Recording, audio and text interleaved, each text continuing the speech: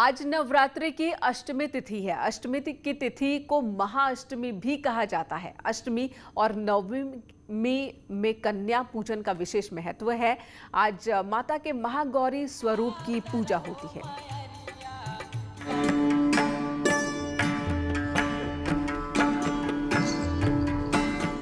ये अमोघ फलदायिनी है और भक्तों के तमाम कलमश धुल जाते हैं। पूर्व संचित पाप भी नष्ट हो जाते हैं। महागौरी का पूजन अर्चन, उपासना, आराधना कल्याणकारी है। इनकी कृपा से अलौकिक सिद्धियां भी प्राप्त होती हैं। नवरात्र में 8वें दिन महागौरी शक्ति की पूजा की जाती है। नाम से प्रकट है कि इनका रूप पूर्णतः गौर वर्ण है। इनकी उपमा शंख, चंद्र और कुंद के फूल से दी गई है। अष्टवर्षा भवेद गौरी, यानी इनकी आयु 8 साल की मानी गई है। इनके सभी आभूषण और वस्त्र सफेद हैं, इसलिए इन्हें श्वेतांबर धरा कहा गया है। 4 भुजाएं हैं और वाहन वृषभ है, इसलिए वृषारूढ़ा भी कहा गया है इनको। इनके ऊपर वाला दाहिना हाथ अभय मुद्रा में है और नीचे वाला हाथ त्रिशूल धारण किए हुआ है। ऊपर वाले बाएं हाथ में डमरू धारण कर रखा है और नीचे वाले हाथ में वर मुद्रा है। इनकी पूरी मुद्रा बहुत शांत है। पति रूप में शिव को प्राप्त करने के लिए महागौरी ने कठोर तपस्या की थी। इसी वजह से इनका शरीर काला पड़ गया, लेकिन तपस्या से प्रसन्न होकर भगवान शिव ने इनके शरीर को गंगा के पवित्र जल से धोकर कांतिमय बना दिया और उनका रूप गौरवर्ण का हो गया। इसलिए ये महागौरी कहलाई। ये अमोघ फलदायिनी है और इनकी पूजा से भक्तों के तमाम कलमश धुल जाते हैं। पूर्व संचित पाप भी नष्ट हो जाते हैं। महागौरी का पूजन अर्चन, उपासना, आराधना कल्याणकारी है। इनकी कृपा से अलौकिक सिद्धियां भी प्राप्त होती हैं।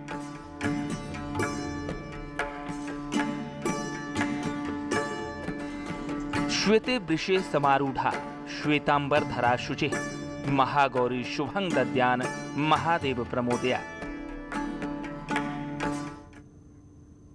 और आज हम आपको एक ऐसे मंदिर के दर्शन कराने वाले हैं जो मां शारदा नदी के किनारे 5000 फीट की ऊंचाई पर है।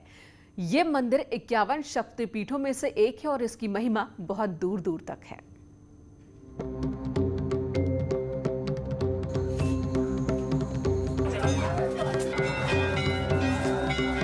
सिंदूराभा,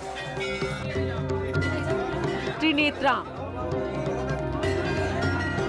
शशिकला सदृश,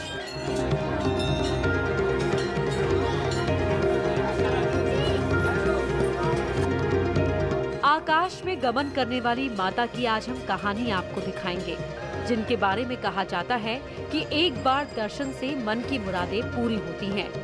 पहाड़ों की चोटी पर जहां से नदियां कल कल करती हुई बहती हैं, वहीं पर मां का आसन है।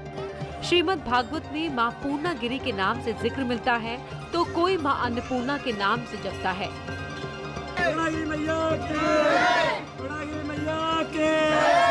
बहुत अच्छा दरबार है माता पूर्णागिरी का। मन्नतें पूरी होती हैं। हम अपनी फैमिली के साथ आए हैं। मैं किच्छा उधम सिंह नगर उत्तराखंड से आया हूँ। 51 शक्तिपीठों में से एक पीठ ये भी है, जिसकी कहानी मां सती से जुड़ी है। कहते हैं कि भगवान शिव के अपमान से क्रोधित होकर मां सती ने पिता के यज्ञ कुंड में खुद को झोंक दिया था। जब शिव जलते हुए शरीर को लेकर जा रहे थे, तो यहीं पर मां सती की नाभि गिरी थी और तभी से ये जगह शक्तिपीठ के रूप में पूजी जाती है। इसीलिए यहाँ हर साल नवरात्र में बड़ी संख्या में श्रद्धालु अपनी मनोकामनाएं लेकर आते हैं। दुर्गा मैया की। माँ पूर्णागिरी के दर्शन करने के लिए सबसे पहले आपको चंपावत जिले के टनकपुर आना होगा, जिसके बाद इस ककराली गेट से यहाँ से आप माँ पूर्णागिरी के दर्शन के लिए आगे को बढ़ेंगे। 22 किलोमीटर चलने के बाद यहाँ आप माँ पूर्णागिरी के दर्शन कर सकेंगे। ये मंदिर समुद्र तल से करीब 5000 फीट की ऊंचाई पर है। यहाँ से बहती नदी इस इलाके का और सुंदर श्रृंगार करती है। पहाड़ों से टकराकर बहती हवाएं मां पूर्णागिरी के गीत सुनाती हैं और पुजारी मां की महिमा का बखान करते हैं।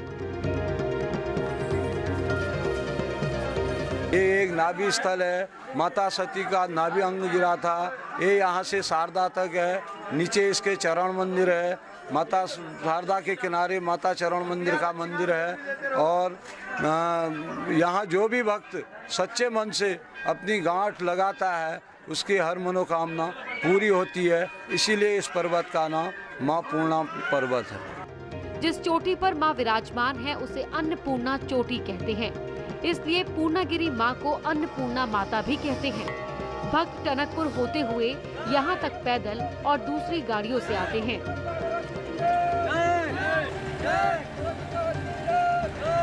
इसे मां पूर्णागिरी के प्रति श्रद्धालुओं की गहरी आस्था ही कहते हैं कि जो सैकड़ों किलोमीटर दूर चलकर लोग मां पूर्णागिरी के दर्शन के लिए पूर्णागिरी आते हैं। ये जो श्रद्धालु हैं ये यूपी से लगभग 200 से 300 किलोमीटर दूर मां पूर्णागिरी के दरबार दर्शन के लिए आए हैं। इनका मानना है कि मां पूर्णागिरी इनकी मन्नतों को पूरा करती है। ऊंची चढ़ाई चढ़ने के बाद भक्त मां के दरबार में पहुंचते हैं, लेकिन मां के दर्शन से पहले रास्ते में बाबा भैरवनाथ का दर्शन करते हैं। कहते हैं कि भैरव बाबा दर्शन के बाद ही मां पूर्णागिरी के शरण में जाने की अनुमति देते हैं। भैरवनाथ को महावीर हनुमान का सारथी कहा जाता है। हम 3 साल से पैदल ही आ रहे हैं मां पूर्णागिरी के दर्शन करके, और हर 3 साल से लगातार बराबर ही जा रहे हैं और पैदल ही जा रहे हैं या पैदल ही आ रहे हैं। 3 साल से बराबर आ गए हैं लगातार, चलते चलते पैर में छाले भी पड़ जाते हैं कभी कभार। बहुत बढ़िया दर्शन भी हुए हैं, मनोकामना पूरी भी होती है, ऐसी बात नहीं है। बहुत बढ़िया है मां पूर्णागिरी। बोलो पूर्णागिरी मैया की, बोलो सच्चे दरबार की। इसी उत्साह से पूरे नवरात्र में लाखों श्रद्धालु पहुंचते हैं। तस्वीरों में आप देख सकते हैं कि ऊंचे पहाड़ों पर कैसे ये लोग चढ़ाई कर रहे हैं। कहा जाता है कि मां के दर तक पहुंचना अपने आप में एक तपस्या है। हम लोग यहाँ 20-21 साल से आ रहे हैं और बहुत ही श्रद्धा हम लोग के मन में यहाँ पे, और काफ़ी श्रद्धालुओं को लेके आते हैं हम लोग जो है, उन लोगों को भी बहुत अच्छा लगता है माँ के दर्शन करना। और हम लोग दर्शन करते हैं, मनोकामना पूरी होती है हम लोग के यहाँ पे आने से, और बहुत ही अच्छा लगता है हम लोगों को। प्रथम वर्ष यहाँ दर्शन के लिए आए थे, बच्चों के साथ हम लोग यहाँ पे सपरिवार दर्शन के लिए आए हैं। और इतनी कठिन चढ़ाई के बाद भी जो है जरा सा भी थकान का एहसास नहीं हुआ। तो ये आस्था ही है माँ की शक्तियाँ ही हैं जो बच्चों के साथ भी जो है दर्शन करवाए हैं। मां पूर्णागिरी का दर्शन करने नेपाल से लोग आते हैं। यही नहीं, यहाँ के लोग नेपाल ब्रह्मदेव स्थित सिद्ध बाबा मंदिर के दर्शन करने भी जाते हैं। कहते हैं कि जब तक सिद्ध बाबा का दर्शन नहीं होता तब तक ये यात्रा पूरी नहीं होती।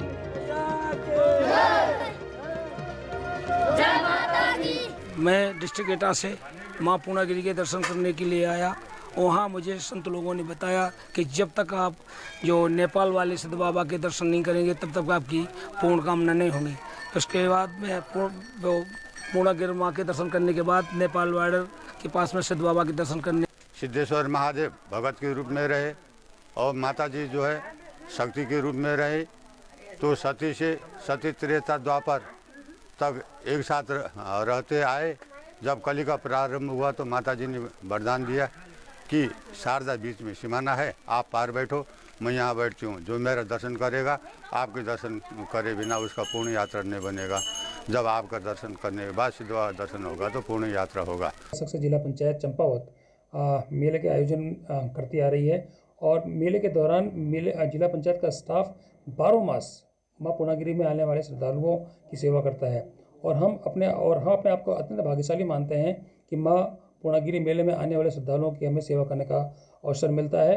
और हमारा पूरा प्रयास रहेगा कि आने वाले वर्षों में भी जिला पंचायत द्वारा मां पूर्णागिरी में आने वाले भक्तों की सेवा इसी तरह अनुरोध जारी रहेगी।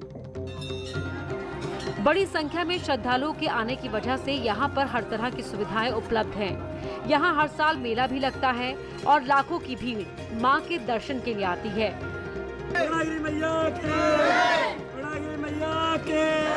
मां पूर्णागिरी की ये यात्रा बताती है कि लोगों की मां पूर्णा पर कितना विश्वास है और पूर्णा पर्वत में मां पूर्णा का जो नाभि स्थल है वो कितना पवित्र है। ये करोड़ों और लाखों की संख्या में प्रतिवर्ष जो श्रद्धालु यहाँ मां के दर्शन करने के लिए आते हैं, ये अपने आप मां की महिमा को बता रहे हैं।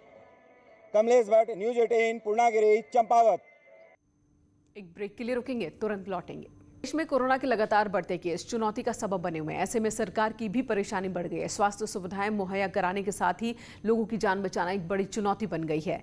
हालात अब ये हो गए हैं कि सरकार ने कई तरह की पाबंदियां लगाई हैं, लेकिन जरूरतमंद लोगों के सहयोग की भी मदद की जा रही है।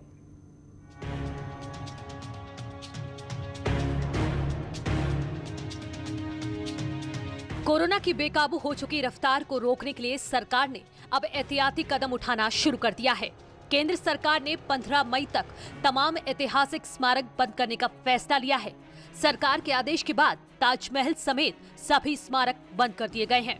संस्कृति मंत्रालय ने गुरुवार को ही ये आदेश जारी कर दिया था।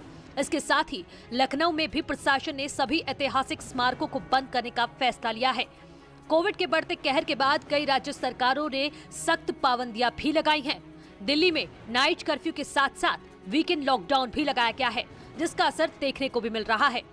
दिल्ली में वीकेंड कर्फ्यू का आज पहला दिन है। दिल्ली नोएडा चिल्ला बॉर्डर पर चेकिंग की जा रही है। तस्वीरें मैं आपको दिखाना चाहूंगा। देखिए, दिल्ली पुलिस बैरिकेड्स लगाकर उन वाहनों को चेक कर रही है जो नोएडा से दिल्ली आ रहे हैं और जिनको वीकेंड कर्फ्यू पर अनुमति। आप देखेंगे दिल्ली पुलिस के जवान यहां पर तैनात हैं, साथ ही उनको असिस्ट कर रहे हैं एसएसबी के जवान। दिल्ली के अलावा उत्तर प्रदेश में भी 35 घंटे का वीकेंड कर्फ्यू की घोषणा कर दी गई है। इसके अलावा कई शहरों में पहले से ही नाइट कर्फ्यू लगाया गया है। यूपी में संक्रमण की चेन तोड़ने के लिए अपने स्तर पर सरकार ने तमाम कोशिशें की हैं। इसके तहत सैनिटाइजेशन पर भी पूरा ध्यान दिया जा रहा है। उत्तर प्रदेश में कोरोना बेलगाम होता जा रहा है। बेलगाम होते कोरोना की रफ्तार को थामने के लिए शासन बड़े निर्णय ले रहा है, जिसके तहत अब रविवार को साप्ताहिक बंदी रहेगी। पूरी तरीके से बाजार बंद रहेंगे, व्यापारिक प्रतिष्ठान बंद रहेंगे, एक तरीके से कर्फ्यू रहेगा और इस दौरान पूरे शहर में सैनिटाइजेशन का काम किया जाएगा। कानपुर में एक दिन पहले से ही ये सैनिटाइजेशन शुरू हो चुका है। कानपुर में बस स्टैंड पर सैनिटाइजेशन का काम किया जा रहा है। आप देख सकते हैं किस तरीके से कर्मचारी सैनिटाइजेशन करा रहे हैं और इस पूरे अभियान की जो मॉनिटरिंग है वो अधिकारी कर रहे हैं। आप देख सकते हैं कि बसों को सैनिटाइज किया जा रहा है, बस अड्डे में एक एक जगह को सैनिटाइज किया जा रहा है। कोरोना के हालात पर काबू कैसे पाया जाएगा, ये हर किसी के सामने चुनौती है और शहरों में लगातार बढ़ते केस के बाद लोगों ने एक बार फिर से अपने घरों की ओर लौटना शुरू कर दिया है। लखनऊ से भी कुछ ऐसी ही तस्वीरें सामने आई हैं।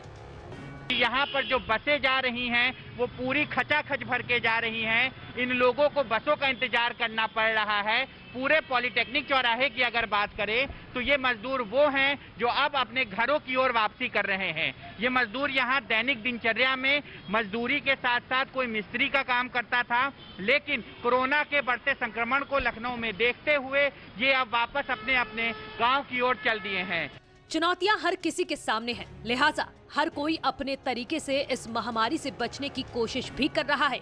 स्वास्थ्य मंत्री डॉक्टर हर्षवर्धन ने भी तमाम राज्यों से कोरोना के खिलाफ मिलकर जंग लड़ने की बात की है कि जिस प्रकार से 2020 में हमने कोविड का सामना पूरी गहराई, गंभीरता और आत्मविश्वास के साथ किया और उसमें सफलता प्राप्त की, उसी प्रकार से जो अभी 2 महीने में कोविड के केसेस में बढ़ोतरी हुई है, इस चुनौती का भी सामना हम सब मिलकर करेंगे। देश में स्वास्थ्य सुविधाएं सुधारने के लिए भी सरकार की ओर से लगातार काम किया जा रहा है। ऑक्सीजन की सप्लाई हो या फिर कोविड मरीजों के लिए बेड का इंतजाम, सरकार ने सभी जगह रणनीति के साथ काम करने का दावा किया है। भारत सरकार ने एक मेडिकल ऑक्सीजन सप्लाई के संदर्भ में स्टेट्स को डिफरेंट मैन्युफैक्चरर्स के माध्यम से 30 अप्रैल तक का जो है एक कैलेंडर जो है इशू किया है और जो मिनिस्ट्री ऑफ हेल्थ है, DPIIT और मिनिस्ट्री ऑफ होम अफेयर्स, उन सब ने मिलकर स्टेट्स के अंदर ये मेडिकल ऑक्सीजन की सप्लाई अनहिंडर्ड, किसी भी प्रकार की रुकावट के बगैर स्टेट बॉर्डर्स के ऊपर ये उपलब्ध हो, इसको भी सुनिश्चित किया है। कोरोना को हराने के लिए सबसे ज्यादा जरूरत सावधानी बरतने और गाइडलाइन का पालन करने की है। लिहाजा स्वास्थ्य मंत्री ने भी सभी से अपील की है कि कोविड के खिलाफ लड़ाई में सबसे बड़ा हथियार तो आपके पास स्वयं उपलब्ध है और वो हथियार है कोविड अनुरूप व्यवहार। मास्क का ठीक प्रकार से इस्तेमाल करना ना भूलिए, 2 गज की दूरी दूसरे से बनाकर रखना, इसको मत भूलिए। अपने हाथों को निरंतर साबुन से धोते रहिए। महामारी खतरनाक स्तर पर है और जगह जगह इसका असर देखने को भी मिल रहा है। ऐसे में हर किसी को एहतियात बरतने की जरूरत है ताकि इस बीमारी को हराया जा सके। Bureau report, news 18। तो जी बिल्कुल, हर तरफ कोरोना का कहर देखने को मिल रहा है, लेकिन ऐसे में परेशान नहीं होना है, बल्कि कोरोना के नियमों का पालन करना है और पॉजिटिव एटीट्यूड के साथ ही हम इस महामारी से जीत सकते हैं। छोटे से ब्रेक के लिए रुकेंगे, खबरों का सिलसिला जारी है।